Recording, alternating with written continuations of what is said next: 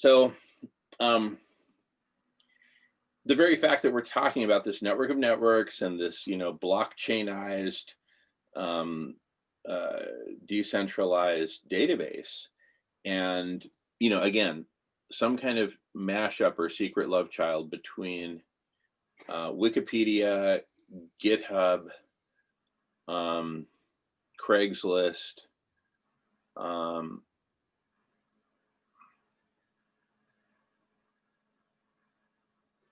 and Google Drive. I don't know, just some wicked mashup of these technologies that enables, here's what we want. It kind of feels like a 1970s automobile commercial where you have some young couple and the guy says, I wanted a car that was sporty enough for me. And then the woman chimes in, yeah, practical for me, right? Anyway, and then they show off some whatever sporty station wagon or something like that. So it's like, what are our requirements? We want a system that has Wikipedia-like garbage collection, because you can't just post crap on Wikipedia. The wiki police get right on that. Right. And they lots of practice. Pardon me? They've had lots of practice over the Lots years. of practice, and it's a whole community of basically Jedi Knights of Wikipedia who, with their lightsabers, they swat down the forces of evil and Right. garbage. And yet it's kind of organic, like anyone can post anything, but they'll get right on it, and they've got the authority to, take out the trash, right? So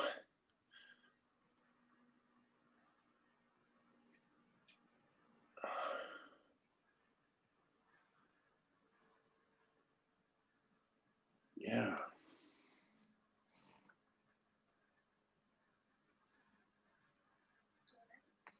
One second, I gotta pause. Okay, back to recording. So, we want Wikipedia style garbage collection, Wikipedia style ease of posting, right? We want Facebook style, verify that this is actually Jamen Shively, right? And not someone pretending to be.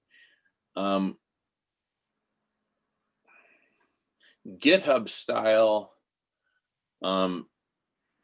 branching of written documents, solutions, branching. So anyway, you can basically take any artifact out there, make a copy of it, and then edit that copy.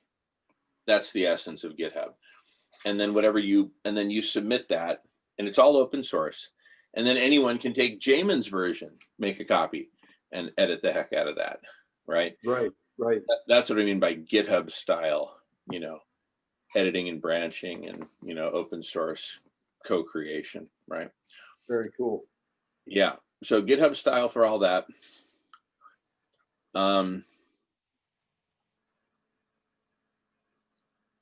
Wikipedia style for what I mentioned, Facebook style for, so basically we've got a whole bunch of requirements and totally blockchainized. So, or maybe it's holochain, right?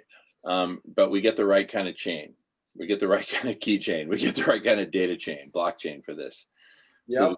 So all the data is just it's just unmessable with. Right. Uncorruptible, totally unmonetized, unmonetizable. Right. And it's just open source conversations. And it's the network of networks. It's the network of networks of conversations it's a network of networks where to be a member network, you have to have a weekly open house. That's the requirement. The requirement is basically be in the conversation. Be in the conversation and have a period where it's basically, if my network is called, Jamen and Friends, once a week, Jamen has to show up in public in the middle of the town square, so to speak, and say, hello world, I'm here, and everyone can come up and have a conversation with me that's public. Yeah, it's like the library at Alexandria, right? Yeah, exactly. The library, you gotta bring some books. Yeah, exactly. If you want to be a member of the library, you got to bring some books. That's it. And you bring some books, you can check out other people's books. check out other people's conversations, but you're in the game in a public way, kind of like at the public forum. It's big and open, and people show up, you know, wearing their tunics or their robes or their togas or whatever the hell you call what they wore back then. And, you know, their thing around their head made of leaves or whatever, and they just start talking, but very publicly. That's the beauty of the forum. It's a public forum, right? So we're creating this network of networks where each participating network has minimum one public forum per week, one public open house per week conversation. Right.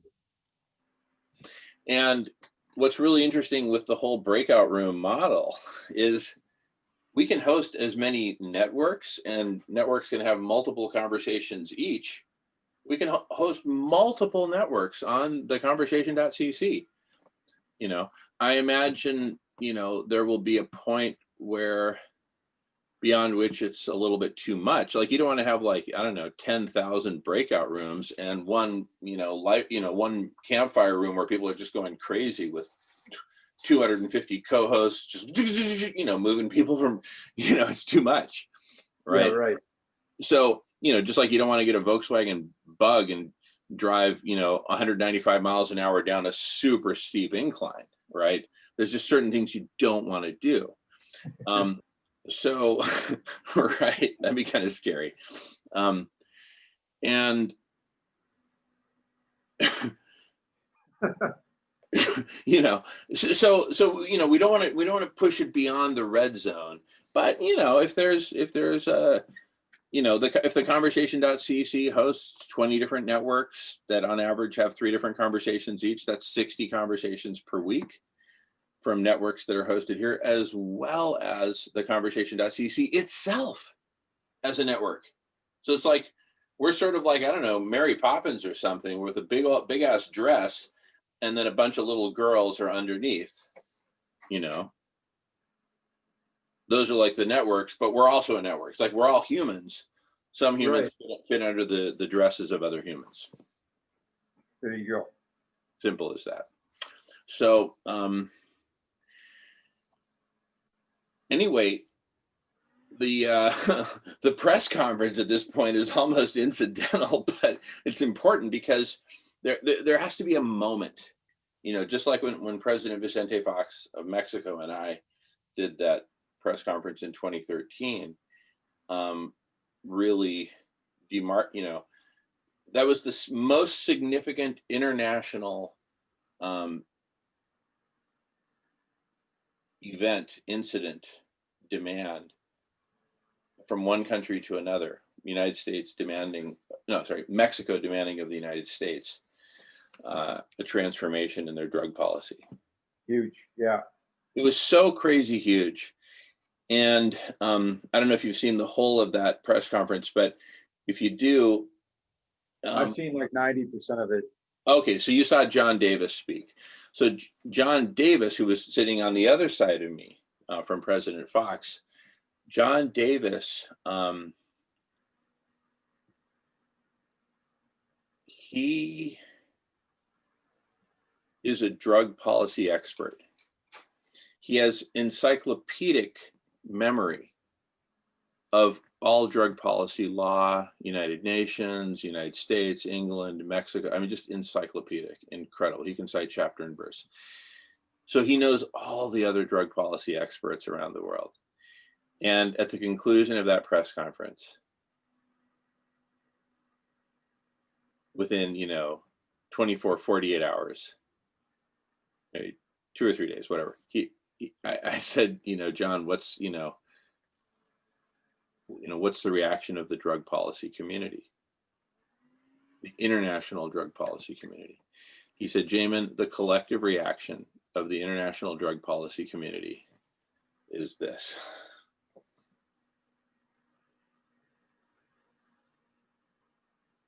Wild.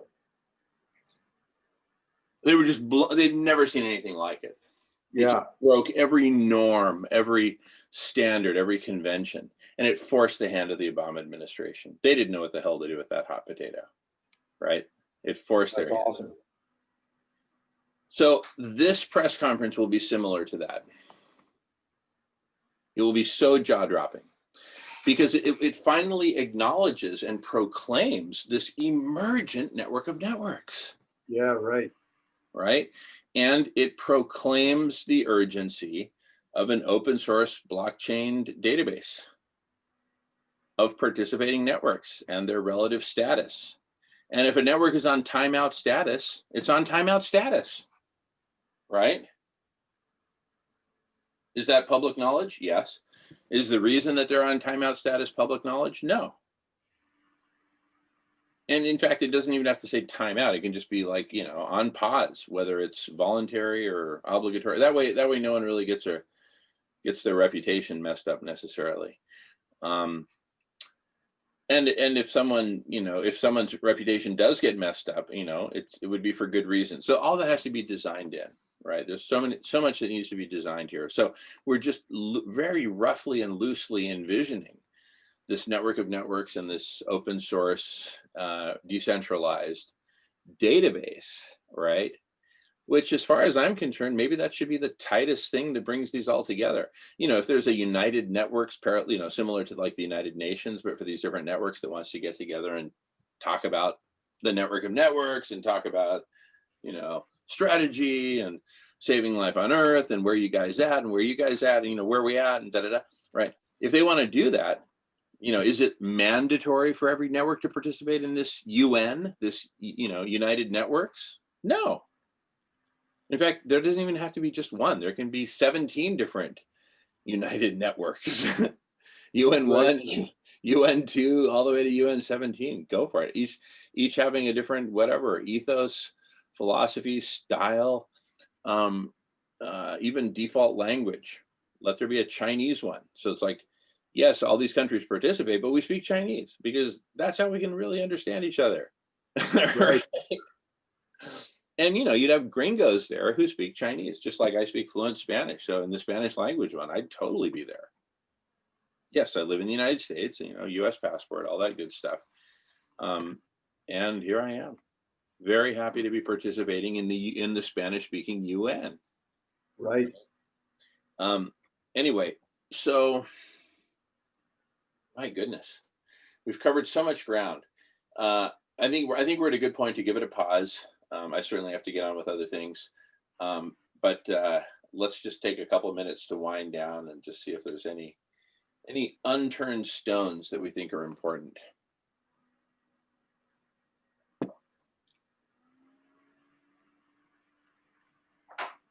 So here's one. Yeah, go ahead.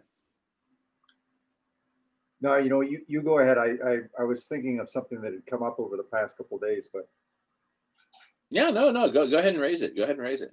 well, just that like I've got my ear to the ground. The room here seems to have recurring themes, and there's this idea of how cells, when they originally evolved, that they were all separate, unicellular, and at a certain point, you know, the level of waste and resources became environmentally unsustainable for the cells to not work together, to stay separate. So they had to either perish or form a multicellular organism that actually coordinated waste disposal and energy access together.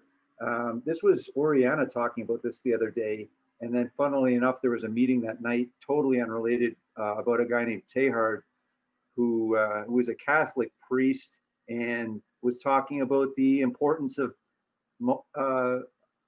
cellular organisms communicating with each other, unicellular. So you get these interesting themes of the conversation that overlap, these little flashes of wisdom that relate to our whole situation here. I mean, this is, in my view, this is what you're talking about. This is it's beyond just a metaphor of the network of networks. That's kind of what we're doing right now.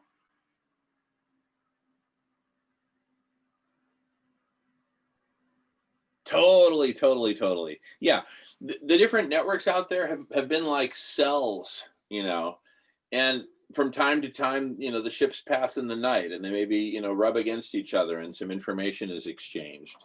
Maybe even some people are exchanged, right? Right.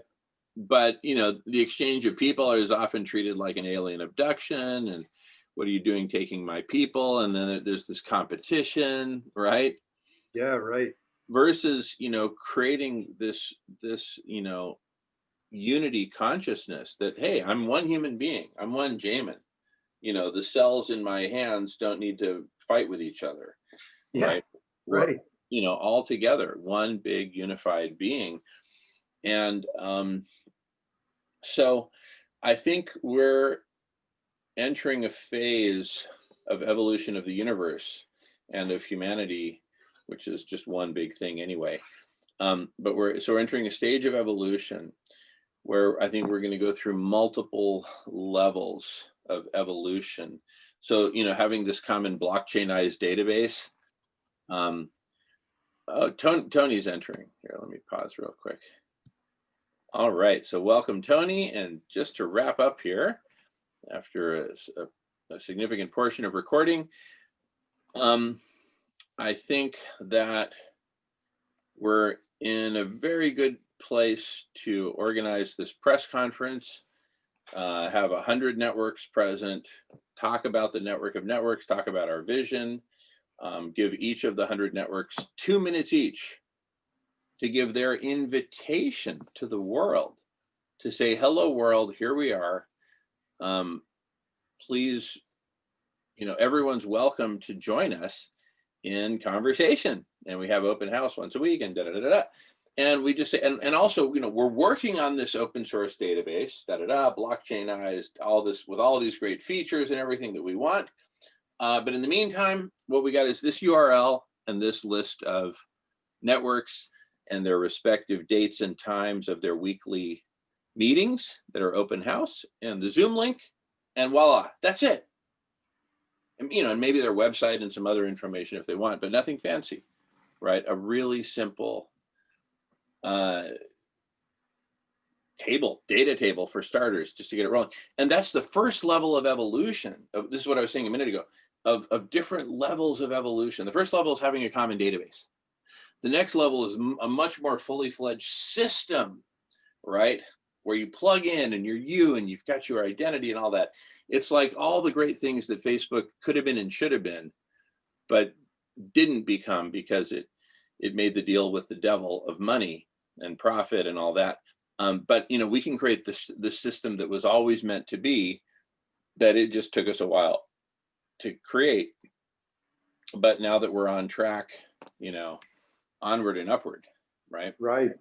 So, but we just state our vision for it without too much fanfare or hogwash. And we just say, this is what we're up to. Join us, and and have a really simple way for people. We could even just use the Radish sign up or whatever. A really simple way for people to just input their information if they want to, be on the register, and then we can have whatever process for checking them out and vouching and all that stuff. If someone's vouching for you, say so in your application. If no one's vouching for you, say so in your application, and we'll deal with each class as we need to. In most cases, it'll be a really simple, just verify the vouch kind of thing, right? And then they have whatever, and then boom, they're up on the database. So start out simple, and then just go from there. But we'll be doing it with a network of networks of collective super intelligence, of an exploding collective super intelligence. I mean, how cool is that? How freaking cool awesome. is that? Right? And that's the starter batch for everything, right? At the very beginning there. That's it. It's the entelechy. It's the mustard seed entelechy. Anyway, I gotta go. I think we've totally nailed it. And I'm so glad we recorded this. Tony will make the recording available. Christopher, you good with us publishing this? Definitely. I say let's let the cat out of the bag. Let's promote that. Anyway, I gotta go. I'll hook you guys up later with the recording. I think the meeting has to actually end for me to be able to get the recording, or maybe I just need to log out. One or the other. I'll figure it out. Okay, Christopher, your host. Tony, welcome back. Great to see you. Thanks for flowing with us. And I'm going to pause recording now.